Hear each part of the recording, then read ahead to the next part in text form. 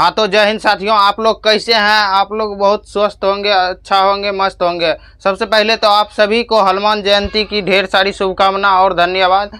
जो कि आज हनुमान जयंती है, आज बुद्धि और बलों की दाता हनुमान जी, जो कि आज उनका जन्मदिन है।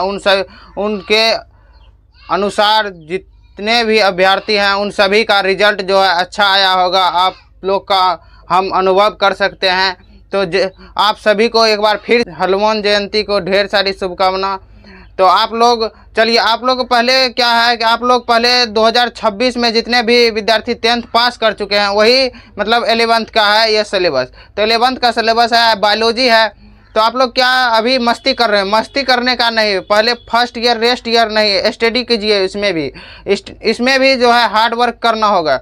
तो तब अगले अभी जो छूट चुके हैं, जो टॉपर से छूटे हैं, वो अगले बार यानी कि 12th में जाके हम टॉपर बनना है। टॉपर बनने के लिए अभी से ही स्ट्रेटजी और शुरू से तैयारी करना शुरू कर दीजिए। तो आज हम लोग बायोलॉजी लेके आएंगे, जो कि सिलेबस डिस्कशन करेंगे आज हम लोग। और अभी से चिंता छोड़ दीजिए, जितना भी आया मार्क्स कम आया बहुत आया छोड़ दीजिए। अब सीधा फोकस कीजिए किस पे? अब 12th क्लास पे। अब 12th क्लास ही आप लोगों का है जो भी है। तो चलिए आज हम लोग देखेंगे पहले 11th का बायोलॉजी।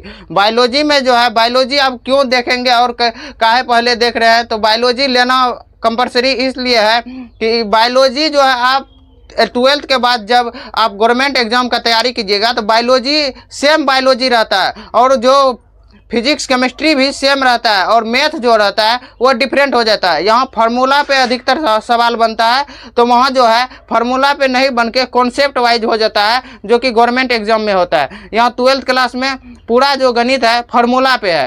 तो आप लोग जरूर बायोलॉजी सब्जेक्ट चुने। जब बायोलॉजी आप नहीं भी चुनते हैं तो आप एक्स्ट्रा में रख ले, क्योंकि बायोलॉजी एक महत्वपूर्ण सिलेबस और भी है, जो कि बहुत महत्वपूर्ण आपके जीवन के लिए भी है।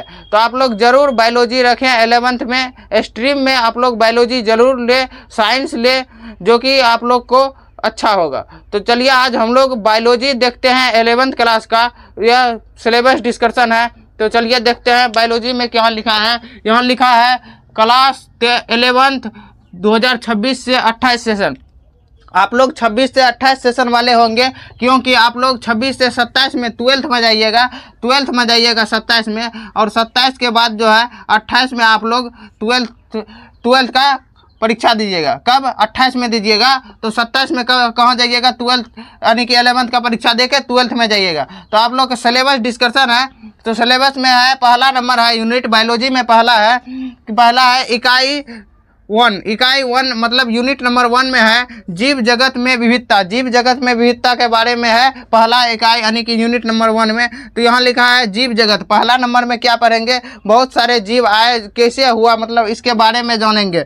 और ये दूसरा नंबर में जो है, यह दूसरा नंबर में है जीव जगत का वर्गीकरण। अब जीव जितने भी आए धरती पर उसका वर्गीकरण कैसे हुआ उसके बारे में हम दूसरा नंबर चैप्टर में पढ़ेंगे। और तीसरा नंबर चैप्टर में है वनस्पति जगत, वनस्पति यानी कि पेड़ पौधे के बारे में हम तीसरा नंबर चैप्टर में पढ़ेंगे। और चौथा नंबर में है प्राणी जगत, और प्राणी जगत के बारे में कहाँ पढ़ेंगे? यूनिट नंबर 1 के चौथा चैप्टर में पढ़ेंगे हम। अब चलते हैं इकाई 2 यानी कि यूनिट नंबर 2 में पादप एवं प्राणियों में संरचनात्मक संगठन। पादप एवं प्राणियों में संरचनात्मक संगठन। तो इसमें क्या है? पादप के बारे में पढ़ेंगे, फूलों के बारे में पढ़ेंगे। तो इसमें देखिए यहाँ लिखा है पहला नंबर इसमें चैप्टर में है, यहाँ 5वां चैप्टर हो गया, यानी कि यह 4 चैप्टर था। पहला यूनिट में 4 चैप्टर और दूसरा यूनिट में है 3 चैप्टर। तो इसमें दूसरा यूनिट का मतलब पहला चैप्टर है पुष्पी पादपों की आकारिकी। पुष्पी पादपों की आकारिकी है। और छठा नंबर चैप्टर है क्या? तो पुष्पी पादपों का शारीरिक मतलब छठा नंबर चैप्टर में उसके पुष्प के बारे में, शरीर के बारे में पढ़ेंगे, क्या कैलिक्स, करोला, इस सब के बारे में। मुझे यह पूरा जो यूनिट नंबर 2 है इसमें फूल के बारे में हम लोग पूरा विस्तार से अध्ययन करेंगे। और यहाँ तीसरा नंबर चैप्टर है, यानी कि 7वां है, दूसरा यूनिट का तीसरा नंबर चैप्टर है प्राणियों में संरचनात्मक संगठन, यानी कि प्राणियों में संरचनात्मक संगठन के वही बारे में हम लोग इसमें भी पढ़ेंगे। और देखिए कि यहाँ भी लिखा हुआ है, जो कि 7वां नंबर चैप्टर हुआ।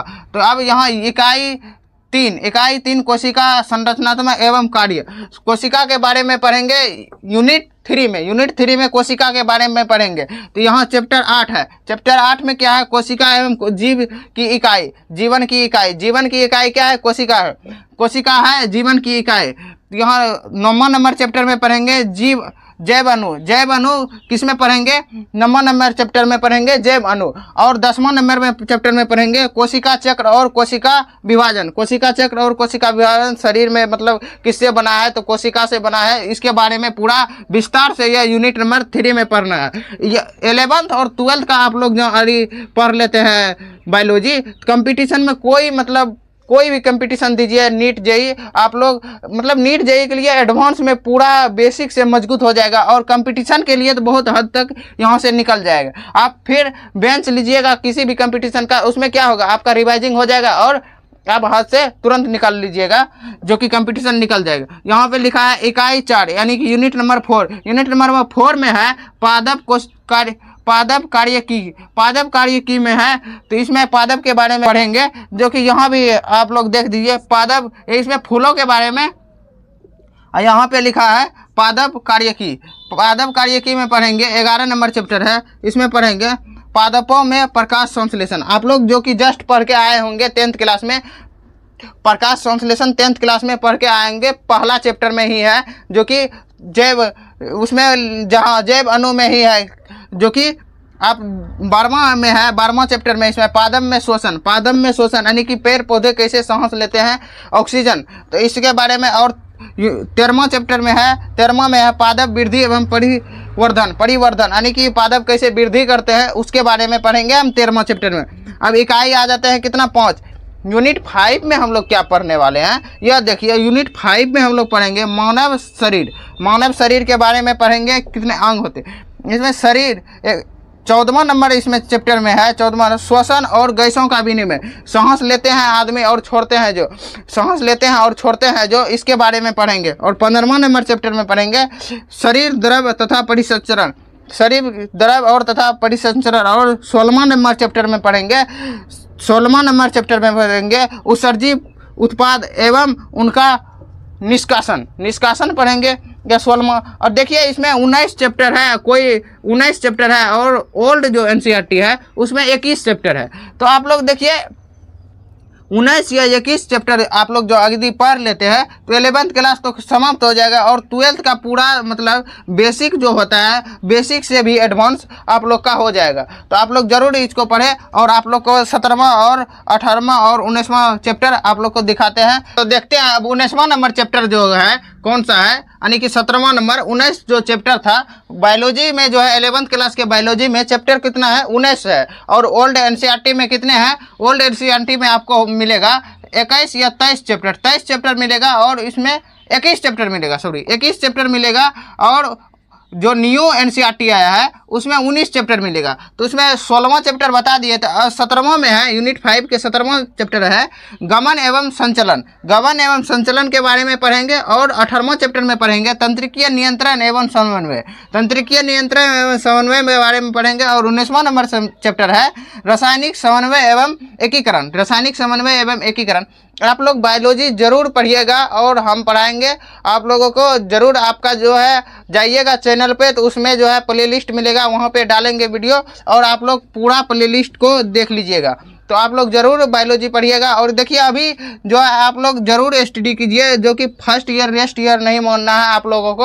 आखिरी बार जो है बिहार बोर्ड ने कुछ गड़बड़ियाँ भी की थी, तो उसको छोड़ देना। अब जो हो गया होने दीजिए, अगला बार से नहीं होगा। जो कि अभी सिस्टम में सुधारने के लिए बहुत शिक्षक गए थे, बहुत सारे शिक्षक गए थे, यानी कि बहुत लोग सुधारने की कोशिश कर रहे हैं। लेकिन छोड़ दीजिए, अब आप लोग तैयारी में जुट जाइए, 11th क्लास की तैयारी में जुट जाइए, जो कि बायोलॉजी में एकदम पूरा गर्दा मचा देना है, जो कि बायोलॉजी में। तो आप लोग बायोलॉजी जरूर लीजिएगा और ज़रूर पढ़िएगा। आप लोग 2028 में पूरा टॉपर करना ही है। तो जय हिंद। आप